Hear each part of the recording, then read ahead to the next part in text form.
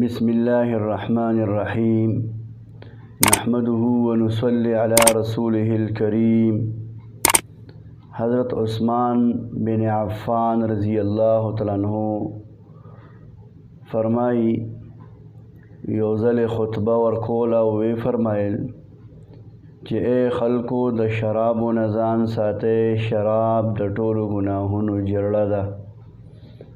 او بیا یو واقعه ارشاد کړله، وی فرمایل چې پخواني امتونو کې یو عابد او زاهد انسانو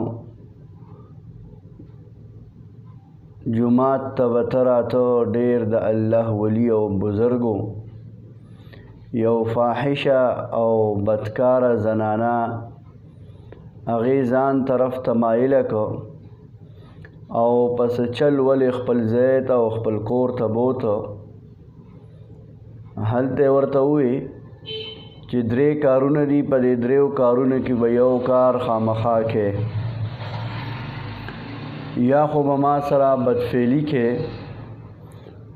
او یا یو ماشوم پروتو وي دا به وجنې، کټکي پیچې وړوکي ماشوم پروتو وي دا به قتلې، او یا به شراب څکې. بزرګ او عابد ووی چې زنام نه کوم او قتلم نه کوم، شراب دی یو ګوټ یو ګیلاس شراب به وڅکم.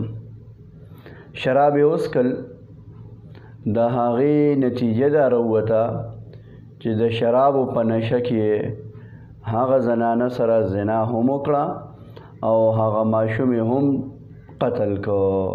معلومه دا شوه چې شراب دا بدترین چیز دی او د ګناهونو جړه ده. دې سره به مزید نور ګناهونو کې انسان دا مبتلا کیږي. لہذا پکار دا ده چې د دې نه مونږ ځان وساتو.